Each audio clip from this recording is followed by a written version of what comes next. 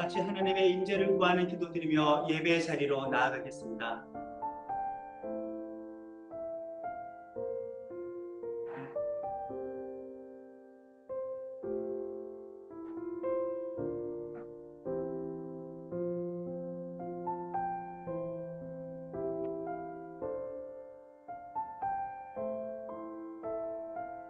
매 순간 저희들의 삶과 동행하여 주시고 예수님의 보혈과 그 이름으로 우리를 이기게 해주시고 우리의 피난처가 되어주시고 우리의 능력이 되어주시는 하나님께 감사를 드립니다. 연약하고 부족한 모습 그대로 가지고 나와왔으나 자비가 풍성하신 하나님의 은혜로 우리를 만나주실 줄로 믿사오니 이 예배를 통하여 하나님을 사랑하게 인도하여 주시옵소서. 예수님의 이름으로 기도드립니다. 아멘. 하나님께서 오늘 우리들에게 주시는 말씀은 거룩한 전쟁이다. 출애굽기 7장 8절에서 18절까지의 말씀입니다. 우리 한 절씩 교독하고 마지막 절은 같이 읽겠습니다. 여호와께서 모세와 아론에게 말씀하여 이르시되 바로가 너희에게 이르기를 너희는 이적을 보이라 하거든 너는 아론에게 말하기를 너의 지팡이를 들어서 바로 앞에 던지라. 그것이 뱀이 되리라. 모세와 아론이 바로에게 가서 여호와께서 명령하신 대로 행하여 아론이 바로와 그의 신하 앞에 지팡이를 던지니 뱀이 된지라. 바로 현인들과 마술사들을 부르매 그 애굽 요술사들도 그들의 요술로 그같이 부르니 각 사람이 지팡이를 던짐에 뱀이 되었으나 아론의 지팡이가 그들의 지팡이를 삼키니라. 그러나 바로의 마음이 말을 듣지 않으니 여호와께서 모세에게 이르시되 바로의 마음이 완강하여 백성 보내기를 거절하는도다. 아침에 너는 바로에게 그가 우리는 곳으로 가라. 너는 나의 강가에 서서 그를 마시며 그 뱀 되었던 지팡이를 손에 잡고 그에게 이르기를 히브리 사람의 하나님 여호와께서 나를 왕에게 보내어 이르시되 내 백성을 보내라. 그러면 그들이 광야에서 나를 섬길 것이니라 하였으나 이제까지 내가 듣지 아니하도다. 여호와께서 이같이 말씀하시되 내가 이런 말미암아 나를 여호와인 줄 압니다. 볼지어다 내가 내 손에 지팡이로 치면 그것이 함께합니다. 나일 강에 고기가 죽고 그 물에서는 악취가 나리니 애굽 사람들이 그 강물 마시기를 싫어하리라. 아멘. 때때로 우리들은 하나님 앞에서 내 모습이 이렇게 되었으면 얼마나 좋을까라고 상상을 하지 않습니까? 하나님의 사명을 감당하기 위한 강인하고 멋진 사람이 되었으면 얼마나 좋을까. 그런데 우리들은 감기라도 걸리거나 찬바람 때문에 비염이라도 좀 심해지면은 아프다고 징징거리고 나약하게 죽는 소리를 쉽게 내뱉는 편입니다. 예수님은 우리의 죄 용서와 구원과 영생을 위해서 십자가에서 못 박혀 돌아가셨죠. 그분께서 십자가에 못 박히실 때에는 기절하지도 않으셨어요.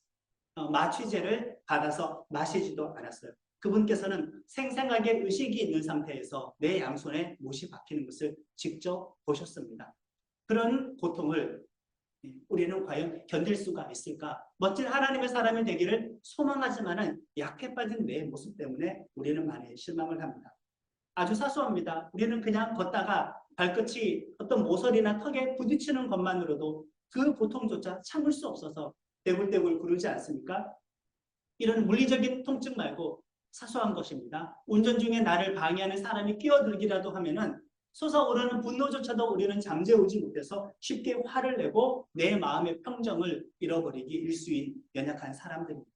이런 약한 모습 때문에 우리는 내가 하나님의 사람으로서 과연 자격이 있나 자격이 없나 많이 생각을 해보게 됩니다. 그러다가 모세라는 인물을 보면은 이스라엘의 구원자 역할을 하는 이 모세조차도 약해 빠진 사람을 하나님께서 구원해 주셔서 민족의 지도자로 세운 것을 보면은 우리는 위로를 얻고 용기를 얻게 됩니다. 모세도 그렇고 이스라엘 자손들도 그렇고 연약하기 그지없었던 사람들이었습니다. 이미 이스라엘 자손들은 오랜 기간 동안 이집트의 신들을 섬기고 있었어요. 바로를 섬기고 있었습니다. 완전한 그들의 종이었습니다. 그들이 강제 노역으로 건축했던 모든 건축물들은 신전의 성격이 있었어요. 그러니 이들은 이집트의 수많은 신들을 섬겼던 겁니다. 바로를 섬겼던 겁니다. 이스라엘은 이렇게 악한 영들의 종이었습니다. 5장 15절과 16절의 말씀을 보면은 어찌하여 당신의 종들에게 이같이 하시나이까? 바로에게 하는 말입니다. 이스라엘 자손들이 당신의 종들에게 짚을 주지 아니하고 당신의 종들이 매를 맞사오니, 아니 지금 하나님의 선택받은 백성이, 이스라엘 자손이 바로에게 자신의 신분을 스스로 이렇게 고백하는 겁니다. 당신의 종들이라고. 하나님의 백성이 이방신 앞에, 하나님의 백성이 이방신의 대리자였던 바로 앞에서 스스로 종이라고 자백하는 이 장면은 있을 수가 없는 일이죠. 정말 자존심 상하는 일이 아닙니까? 이런 백성들이었다 이거예요. 노예 근성에 젖어 있어서 구원해주겠다고 해도 거절하는 사람들, 구원해주겠다고 해도 반대하는 사람, 아예 이집트에서 나올 생각 자체를 못했어요? 아니, 안 했어요. 이런 사람들이 이스라엘 자손이었다. 하나님의 사람으로서의 멋진 모습, 강인한 모습은 하나도 없었습니다. 백성들만 사실 이런 것도 아니었죠. 모세도 마찬가지이지 않았습니까? 바로와의 첫 대면에서 이미 거절 한번 당했고, 자기 때문에 백성들이 그 강제노역이 더욱더 심해지자 백성들로부터도 비난을 받았습니다. 그래서 하나님께서 다시 한번 모세에게 오셔서 똑같이 사명을 주시고 한 번 더 바로에게, 이스라엘 백성들에게 파송을 해주셨는데, 여전히 자기는 말 못한다고 가기를 주저했던 모세였습니다. 처음이 아니라 두 번째 파송이었는데, 두 번째 소명이었는데도 불구하고 첫 번째 거절의 상처와 기억이 남아 있어서 두 번째 파송 앞에서도 모세의 행동은 영향을 받았던 것이죠. 우리는 과거의 상처가 오늘 우리에게 영향을 줍니다. 과거의 실패가 오늘 우리들에게 영향을 줍니다. 그래서 우리는 오늘 살아갈 때 영적인 자존감과 당당함이 없이 옛날에 있었던 일로 오늘 우리는 두려움 가운데 살아가고 있다 이거죠. 이렇게 모세도 약했어요. 이스라엘 자손들은 스스로를 종입니다라고 자기를 천시하는 말을 스스로 내뱉지를 않나. 모세는 하나님의 파송을 두 번이나 받았음에도, 하나님의 소명을 두 번이나 받았음에도 저는 말을 잘 못합니다. 계속 이러고 있으니 모세나 이스라엘 자손이라 결코 강하고 멋졌던 사람은 아니었다 이거죠. 예, 우리도 물론 마찬가지입니다. 이들은, 정말 우리는 얼마나 세상에 노예 근성에 빠져 있는가. 죄악의 노예 근성, 사탄의 노예 근성, 불신앙과 불순종의 노예 근성 가운데 실패의 노예 근성, 아니 상처의 노예 근성, 이런 모든 노예 근성 가운데 빠져 있어서 우리는 거기서 빠져나와 하나님의 선택받은 백성으로, 영적인 자존감이 있는 백성으로, 당당한 한 사람으로 살 생각을 하지 않고 그냥 나는 옛날에 있었던 그 모습이 좋습니다. 노예 근성 가운데에서 헤어나오지 못하고 있는 이스라엘 백성이었습니다. 이 모습은 모세 또한 마찬가지였다. 그런데 하나님께서 모세를 어떻게 했어요? 모세가 어떤 극기 훈련을, 이스라엘 자손들이 어떤 극기 훈련을 잘 수료를 해서 대단하게 정신적으로, 육체적으로 강해진 훈련의 과정을 거쳐서 하나님께서 모세를 높여주셨습니까? 그렇지는 않았어요. 그렇지 않았음에도 불구하고 하나님께서는 두 번의 부름, 두 번의 파송, 그리고 나서 반복적인 모세의 거절 앞에서도 하나님께서는 모세를 지난주 본문 말씀처럼 신과 같이 높여주셨습니다. 바로 앞에서 신처럼 되게 해주셨어요. 그리고 구원의 일이 완료되기 전 여전히 모세와 마찬가지로 모세는 변한 게 없는데 하나님께서 모세를 신과 같이 되게 해주셨어요. 이스라엘 자손도 변한 게 없어요. 구원받을 생각도 없고 나가려는 의지도 없어요. 그리고 구원이 아직 시작하지도 않고 구원이 진행되지도 않고 구원이 완료되지도 않았는데, 그런데 하나님께서는 이스라엘 백성들은 어떻게 불러주신지 아십니까? 6장 26절의 말씀을 다 같이 읽겠습니다. 이스라엘 자손을 그들의 군대대로 애굽 땅에서 인도하라 하신 여호와의 명령을 7장 4절 읽습니다. 내 손을 애굽에 뻗쳐 여러 큰 심판을 내리고 내 군대 내 백성 이스라엘 자손을 그 땅에서 인도하여 낼지라. 아멘. 모세는 말 못합니다 했는데 신과 같이 높여주시고, 이스라엘 백성들은 출애굽기 초반부에 바로 앞에서 종들입니다라고 스스로 종이라고 자백한 사람들을 하나님께서는 이들이 지금 변하지는 않았어요. 구원이 끝나지도 않았어요. 출발하지도 않았어요. 그런데 하나님은 어떻게 말씀을 하셨나? 군대라고 호칭을 해주셨습니다. 대단하지 않습니까? 내가 나를 생각하는 것과 하나님의 나를 불러주는 호칭이 이렇게 차이가 난다 이거죠. 나는 못하는데요. 넌 할 수 있다. 나는 혼자인데요. 내가 너와 함께 하겠다. 난 무능한데요. 내가 너의 능력이 되어주겠다. 나는 죄인인데요. 내가 너를 의롭게 해주겠다. 저는 저주받았는데요. 내가 너에게 축복을 해주었다. 저는 세상의 종인 것 같은데 내가 너를 나의 자녀로 만들어 주었다. 나는 나를 이렇게 생각하는데 하나님은 나를 그렇게 생각하지 않고 전혀 다른 호칭으로 우리를 불러주신다. 그것도 군대라고 불러주신 겁니다. 백성보다 더 세 보이지 않습니까? 전투하는 민족이죠. 싸우라는 겁니다. 강하게 우리를 세워주셨습니다. 이 모든 것은 모세나 마찬가지인데 이스라엘 백성들도 자격이 되어서 이렇게 된 게 아니고 어떤 노력과 어떤 공로가 아니라 하나님의 일방적인 선택과 은혜로 말미암아 이렇게 된 것입니다. 우리 이렇게 세 번 선포하기를 바랍니다. 난 종이 아니다. 하나님의 군대이다. 세 번 시작. 난 종이 아니다. 하나님의 군대이다. 난 종이 아니다. 하나님의 군대이다. 난 종이 아니다. 하나님의 군대이다. 이게 하나님이 나를 호칭하는 그 호칭이라는 것. 종의 근성에 빠져 있으면 세상 종의 근성에 빠져 있으면 옛 기억에 종의 근성에 빠져 있으면 하나님은 나를 일러 이렇게 부르는데 계속 나는 제가 세상의 종입니다. 이방신의 종입니다. 바로의 종입니다. 권력의 종입니다라고 이렇게 자기를 학대하겠죠. 그것은 비성경적이고 주께서 결코 원치 않으십니다. 하나님은 이렇게 우리를 군대라고 불러주셨습니다.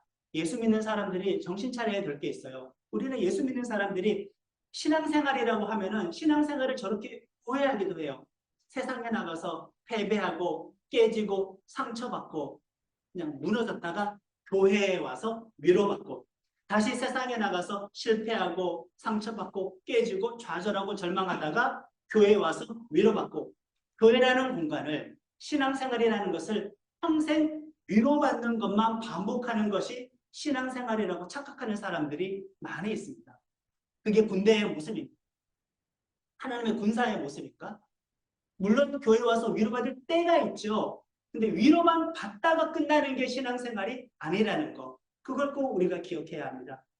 우리의 연약함과 세상에서의 패배에도 불구하고 신앙생활을 위로만 받는 생활로 우리는 그렇게 못 받고 오해하면 안 됩니다. 아직은 구원의 완성이 아니라 우리가 구원 과정 가운데 있는 건 사실입니다. 우리는 그럼에도 불구하고 구원이 완성되지 않았는데 군대라는 호칭을 이미 얻었잖아요. 하나님의 군대예요. 군대라고 지칭하는 것은 그래 너는 평생 나를 믿으면서 내 백성인데 평생 너는 그냥 위로만 받아라. 내 앞에 와서 내가 물론 위로해주지.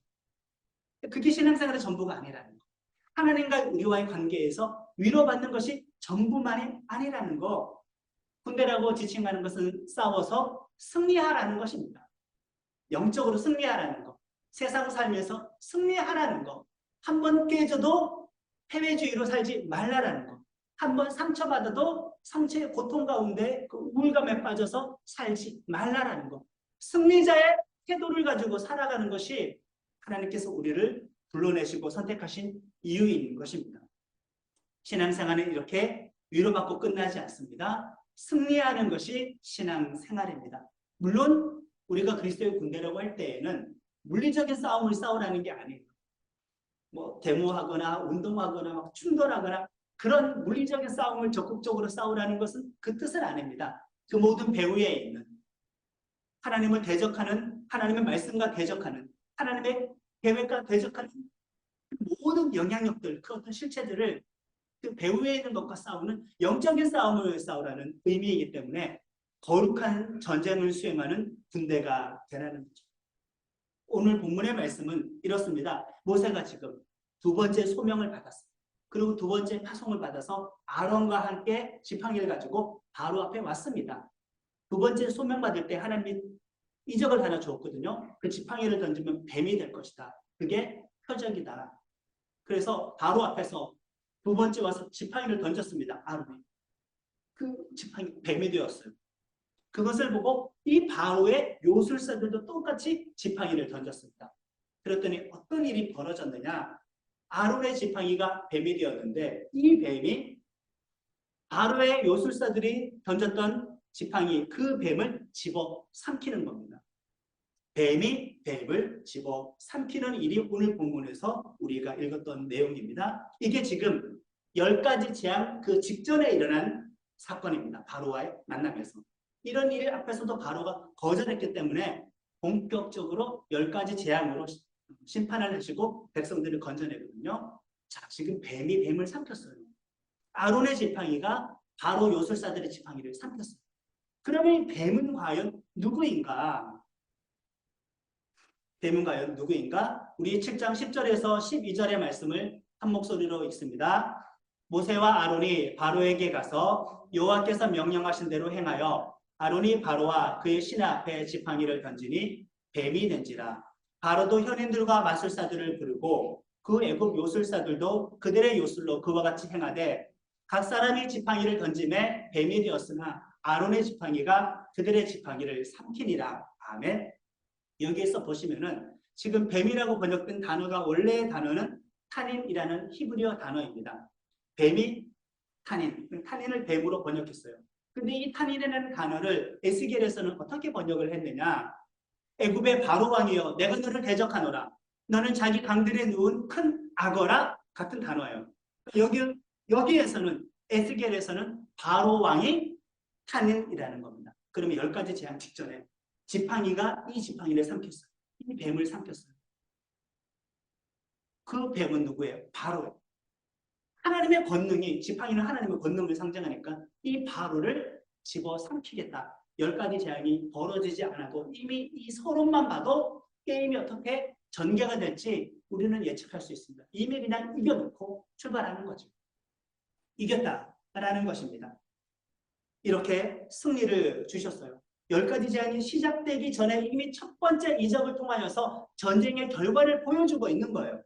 우리의 구원은 아직 완료되지 않았죠. 우리 지금 천국 가 있는 건 아니잖아요. 그런데 우리는 이미 전쟁의 결과는 얻어놓고 출발을 하는 거예요. 전쟁의 결과가 뭐예요? 우리 믿음의 싸움의 결과는 우리는 이미 이겼다는 거죠. 우리는 이겨놓고 출발을 하는 겁니다. 예수님을 믿어서 죄 용서를 받고 하나님의 자녀, 하나님의 백성, 하나님의 군대가 된 우리들은 이미 이긴 자입니다. 물론 신천지에서는 이 이긴 자를 이만희 한 사람이라고 지칭합니다. 우리 정통적인 교회에서는 이긴 자는 예수 믿는 모든 구원받는 사람이 이 이긴 자이다라고 그렇게 계시록에 있는 이긴 자를 해석을 하는데 신천지에서는 이긴 자를 한 사람 이만희로 이렇게 지칭을 하죠. 상식적으로 성경을 해석을 못하는 겁니다. 이후에 10가지 재앙으로 이제 이스라엘 자손들이 탈출을 하게 되는데 이미 10가지 재앙이 단순하게 재앙의 의미만 있는 게 아닙니다. 자, 지금 뱀이 뱀을 삼켰잖아요. 바로가 패배한 거예요. 그리고 하나님께서 이스라엘 자손들을 무엇으로 불렀어요? 군대라고 불렀어요. 10가지 재앙은 하나님의 대단한 능력이네. 10가지 재앙은 신비한 기적이네. 야, 하나님 진짜 엄청난 분이구나 라고 그 10가지 재앙을 연출하고 집행하신 하나님의 능력만 강조한다. 기적의 신비함만을 강조한다. 10가지 재앙은 그렇게 어떤 기적, 그 능력만 강조하는 의미가 있지 않고 전쟁의 개념이 담겨 있다. 이거예요. 전쟁의 개념이 담겨 있습니다.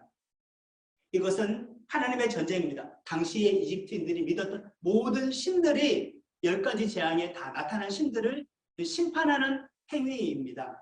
그 이집트인들이 많은 신들을 믿었어요. 개구리 신도 믿었고요. 나일강의 신도 믿었고요. 뭐 하늘의 신도 믿었어요. 하늘에서 근데 우박이 쏟아지면서 오히려 그 신의 능력을 발휘하지 못하게 되었죠. 장자가 죽었어요. 생명의 신도 믿었어요. 부활의 신도 믿었어요. 태양신도 믿었어요. 다 믿었는데 10가지 재앙 하나하나를 보면은 이집트인들이 믿고 있었던 신들을 다 심판하는 내용이에요. 그 신들 믿어봐도 그 신들을 통해서 보호받을 이 10가지 영역의 모든 일들을 하나님이 그냥 개입해버리니까 엉망진창이 되고 오히려 그 신들을 통하여서 혜택을 받기는커녕 오히려 그 신들을 통하여서 고통당하는 이집트 사람들이 되게 만들어버립니다. 그러니까 10가지 재앙은 이집트인들이 믿었던 모든 신들은 사실은 신도 아니다. 무능하다. 하나님 앞에 패배하는 존재들이다. 그 신들이 너희들을 구원해 주지 못한다.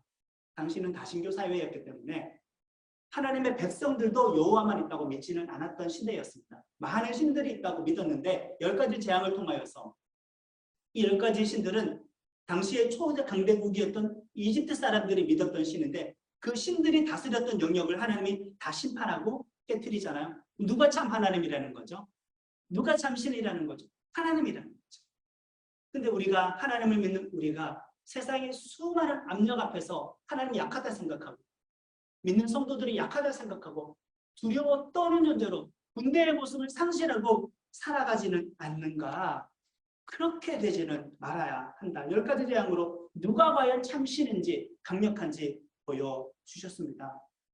이집트의 바로와 이집트 백성들이 하나님의 백성을 괴롭혔지만 지금 하나님께서는 오히려 10가지 재앙을 통하여서 바로와 이집트 사람들을 괴롭히고 있는데 그러면 괴롭힘 당한 그들은 누군가에게 호소해야 될 게 아니에요. 살려달라고. 근데 호소해야 될 신들의 영역이 이렇게 지금 심판을 내리고 있거나 심판을 받고 있으니 이집트 사람과 바로는 호소할 데가 없는 거죠. 이들이 이스라엘 사람들을 괴롭혔을 때, 이들이 부르짖었을 때에는 하나님은 응답하실 수 있으나 입장이 반대가 되었을 때 이들의 부르짖음에 응답할 신은 애초에 지구상에 존재하지 않는다라는 겁니다. 사람들이 믿는 많은 잡신들이 있지 않습니까? 사실은 신들도 아니고 그냥 사람들이 섬기는 곳에 와서 그 신 행세를 하는 잡귀신일 뿐입니다. 그런데 사람들은 그 신들을 믿고 의지합니다. 혜택을 누릴 수 있다고 생각합니다. 그런 신들을 하나님께서 심판하시고 하나님만 섬기는 백성만 되기를 원하십니다. 하나님이 가장 싫어하시는 행위 중에 하나가 예수 믿는 사람이 전보로 다니는 거. 예수 믿는 사람이 귀신과 접촉하는 사람에게 가서 자기 운명에 대해서 어떻게 의지하거나 물어보는 것에 대해서는 하나님은 정말 싫어하시고 질투하시는 하나님이니까 신도 아닌 신을 믿으려고 하는 하나님의 심판의 대상일 뿐인데 꼼짝 못하는데 그걸 하나님은 정말 싫어하죠. 그런데 사람들은 그 신을 두려워합니다. 혜택을 누릴 수 있다고 생각하지만 하나님의 심판 앞에서는 그들은 무기력한 존재일 뿐입니다. 고대인들은 유일신 개념이 없었다고 말씀을 드렸습니다. 여러 신들이 있었다고 믿었고 그 유대인들도 마찬가지예요. 출애굽한 이후에 이스라엘의 역사가 진행이 되면서 점점 여러 신들 중에 하나님이 아니라 애초에 다른 신들은 없었고 하나님 한 분만 있는 유일신 신앙으로 발전을 하게 됩니다. 다른 신 자체가 애초에 없는 거예요. 왜? 창조주는 한 분이면은 한 분의 창조주가 있으면 나머지는 모두 다 육적인 존재이든 영적인 존재이든 그냥 피조물이니까 신이라는 자체가 있을 수가 없게 되어지는 거죠. 지금도 많은 종교와 많은 미신이 있지만은 신은 오로지 하나님 한 분밖에는 없습니다. 영적인 존재라고 할지라도 사람들이 섬겨준다고 해서 신 행세를 하지만은 신일 수는 없다. 창세기 1장 21절의 말씀을 같이 읽겠습니다. 하나님이 큰 바다 짐승들과 물에서 번성하여 움직이는 모든 생물을 그 종류대로 창조하시니 여기도 탄인이라는 단어가 들어갔네요. 인간이 통제할 수 없는 영역에 어떤 강력한 짐승들, 세력들도 그러나 탄인조차도 하나님이 창조했다고 했어요. 뱀조차도 하나님께서 창조하는 거고 이방신의 배후에서 직접 섬김을 받으려고 하는 잡스러운 악한 영들도 신행세는 했지만은 사실은 그게 하나님의 창조물일 뿐이었다. 이거죠. 애초에 다른 신은 있을 수가 없다. 우리가 믿는 하나님 외에 그 누구도 없으니 하나님을 믿는 사람들은 자부심을 가져도 좋습니다. 충분합니다. 왜? 이분이 전부이니까. 유일하니까. 근원이기 때문에 그렇습니다. 근데 악한 영이 한 개인과 한 가정의 삶을 잘 관찰하여서 이미 많은 정보를 가질 수는 있죠. 그리고 죽은 사람 행세를 하면서 조상 행세를 하면서 섬김을 받으려고 내가 관찰한 정보에 대해서 알려주면은 진짜 조상이 왔다고 믿고 그들의 신적인 존재라고 사람들은 믿고 미신을 섬기지 않습니까? 그냥 관찰한 것을 알려줬을 뿐인데 신대접을 받는 거죠. 조상 공경의 의미로 제사를 지내고 있지만 신약 성경에서 분명히 이야기를 합니다. 제사하지 말아라. 제사는 귀신에게 하는 것이라고. 조상에게 제사를 한다고 해서 조상이 찾아오지는 않고 조상에 대한 정보를 가지고 있는 그냥 잡귀신이 와서 섬김 받으려고 간혹 가다가 그 정보를 어떻게 알려주기는 하죠. 어쩌다 꿈으로라도 알려주기는 하죠. 그러니까 사람은 하나님 외에 다른 신들이 있는 줄 알고 미신이라는 것이 생겨나게 된 것입니다. 그것은 심판의 대상일 뿐이다. 그곳의 조상은 찾아오지 않는다. 태양신이 섬긴다고 하는데 태양신이 와서 경배받는 거 아닙니다. 하나님께서 흑암으로 태양 가려버렸잖아요. 태양신이 없다는 거예요. 이집트 사람 태양신 라를 섬겼거든요. 그러나 흑암재앙으로 태양을 가려버렸어요.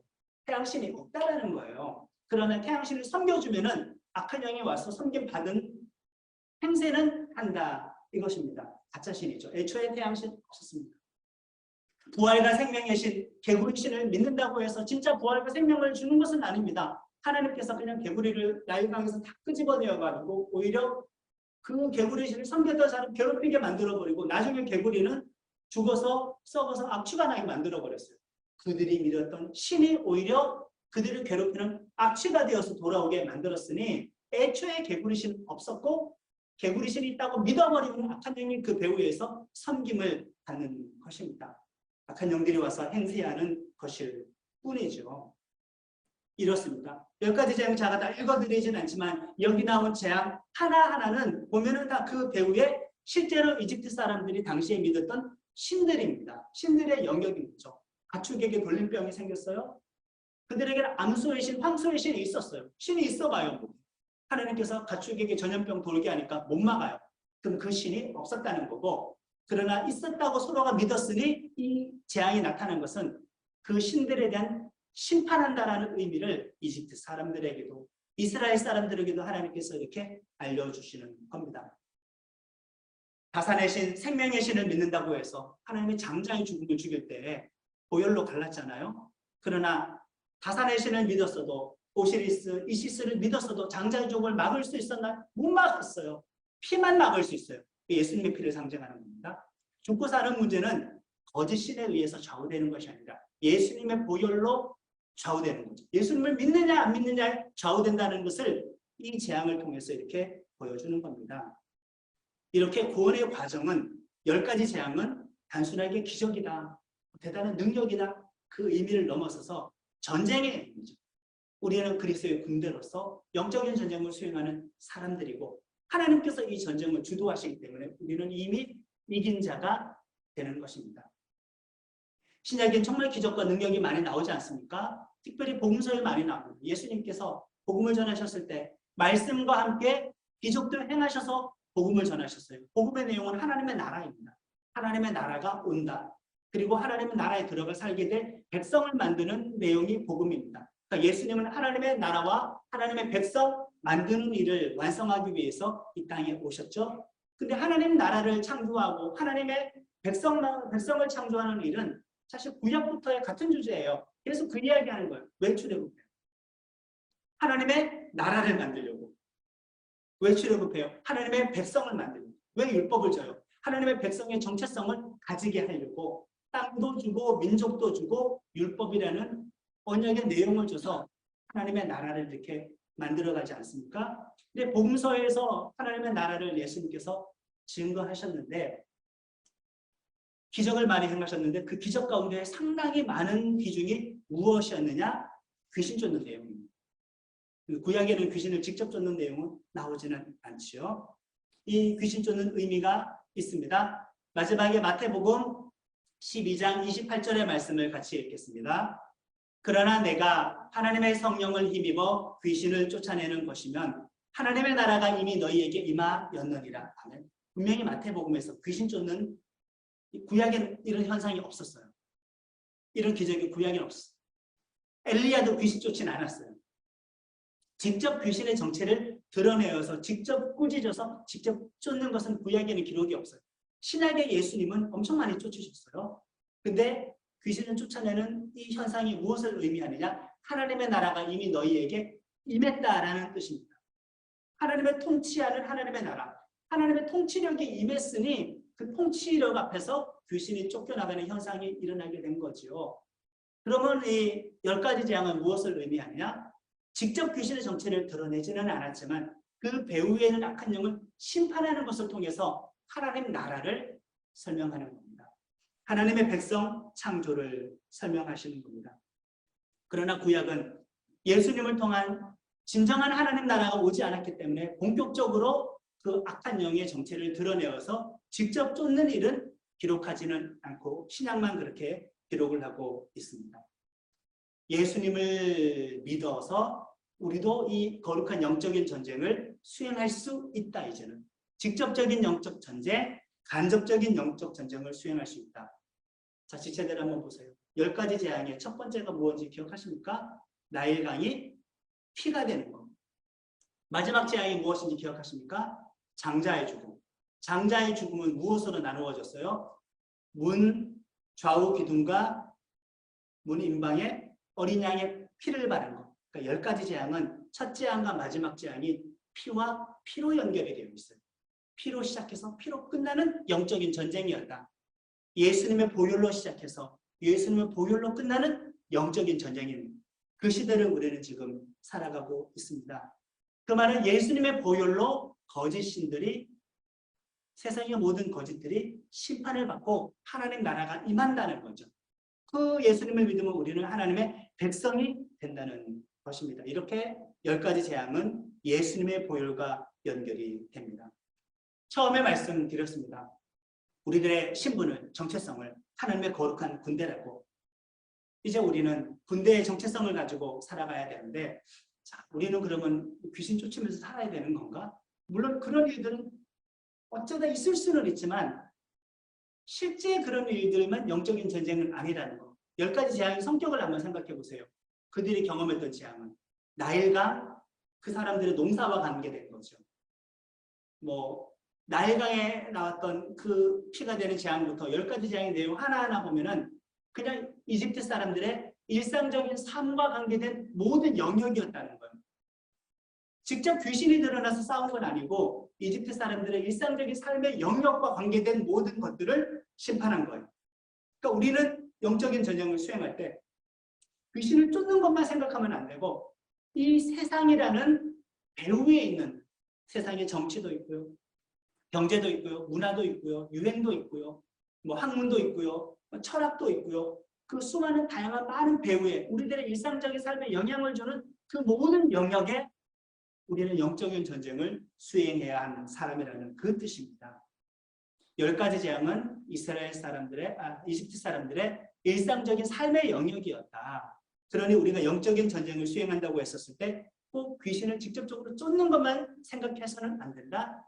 세상 속의 일상적인 삶 가운데 하나님 나라를 방해하는 것, 하나님의 백성 방해하는 것, 하나님의 구원 계획을 방해하는 세상의 모든 영역에서는 우리가 그리스도의 군대로서 믿음의 선한 싸움을 싸워야 한다는 그 뜻입니다. 예배드리는 모든 지체들은 하나님의 군대로 살기를 축원합니다. 거룩한 전쟁을 수행하는 군사로 살아가기를 축원합니다. 그리고 우리는 반드시 이기게 됩니다. 이미 이 전쟁이 끝나기 전에 결과는 나왔습니다. 바로는 삼켜졌기 때문에. 그러니까 우리는 이기는 자가 되어서 싸우는 겁니다. 이겨놓고 싸우는 겁니다. 예수님의 싸움을 대리하는 우리들은 약하지 않습니다. 보혈이 있기도 전에 10가지 재앙을 통하여 하나님의 강력함을 드러내는데 우리는 간접적이 아니라 직접 예수님의 보혈을 직접 경험한 사람들로서 싸우는 그리스도의 군대가 아닙니까? 우리는 결코 약하지 않습니다. 영광의 왕이신 예수님은 우리의 대장이 되십니다. 처음부터 주님의 보혈로 끝까지 주님의 보혈로 우리는 싸워서 승리하게 될 줄로 믿습니다. 나는 교회의 성도들이 예수님의 이름으로 군대의 싸움을 싸워 나아가는 승리자가 되기를 다시 한번 축원합니다. 오늘 주신 말씀 붙잡고 우리 결단의 기도 다 같이 소리내어서 드리시겠습니다. 하나님 아버지, 내가 예수를 믿을 내 신앙생활, 나 자신과 하나님과의 관계가 단순하게 군대의 모습, 군사의 모습, 이긴 자의 모습, 승리자의 모습은 전혀 없고 오로지 그냥 나는 종입니다. 나는 종입니다라고 세상의 종의 근성에 빠져 있어서 헤어나오지 못하는 영적으로 무기력하고 약한 자의 삶을 계속 살아오지는 않았나 반성을 하고 회개합니다. 하나님, 우리 모든 하나님의 기도가 연약함에 익숙해지지 않게 하소서. 연약하다고 해도 그런데 연약한 상태에서 주께서는 일방적인 선택과 은혜로 말미암아 군대로 내 백성으로 불러주셨사오니 우리 믿음의 모든 백성들은 연약함에 익숙해지지 않고 영적인 종의 근성을 벗어버릴 수 있도록 들어주신 진리의 말씀 깨닫게 하여 주시옵소서. 우리가 그럴 만큼 자격이 없고 분노가 없는데 내가 과연 군대를 칭받을 수 있을까라고 한계와 연약함을 하나님의 일방적인 선택과 은혜로 자녀가 되었으니 하나님의 선택을 믿고 하나님의 은혜를 믿고 영적인 자존감, 자녀의 자존감을 가지고 왕의 자존감을 가지고 거룩한 군대의 자존감을 가지고 담대하게 살아가게 하여 주시옵소서. 믿음의 싸움을 피하거나 타협하거나 두려워하지 않게 하소서. 우리가 세상에서 패배하는 존재가 아니라 세상을 이기는 성도가 되어줄 수 있도록 하나님 아버지 싸움을 회피하기만 하는 그런 숨어있는 사람들 되지 않도록 이길 수 있는 성도가 되도록 북한 전쟁으로 저희들을 이끌어 주시옵소서. 적인 전쟁도 있겠지만은 일상적인 삶의 모든 영역 가운데에서 하나님 나라와 하나님의 복음과 하나님의 백성과 하나님의 구원 계획과 충분한 수많은 세상 삶의 영역 가운데 또 잘 싸워 하나님의 나라가 되어질 수 있도록 하나님의 나라가 되게 하여 하나님의 창조 섭리와 하나님 나라와 하나님의 백성이 복을 맞는 모든 거짓 영들과 사상을 회복할 수 있는 권능 주시옵소서. 보다 내가 의지하는 예수라는 내 보혈 예수의 이름과 인지에서 눈에 산한 수원에서 소리나는 나는 교회 지체를 되어 있도록 보혈로 충만하게 하시고 예수의 이름으로 말씀 감사드리며 예수님의 이름으로 기도드립니다. 하나님 아버지의 사랑과 예수님의 은혜와 성령님의 감동 감화 역사하심이 예수의 이름과 예수의 보혈을 의지하여 그리스도의 군대로 거룩한 전쟁 싸워나아가 승리의 열매 맺기로 서원하는 나눔교회 지체들에게 지금부터 영원토록 함께하여 주시기를 간절히 축원하옵나이다. 아멘. 그 앞에 나와 어둠을 벗어버리리 주님의 사랑 나의 삶을 숨쉬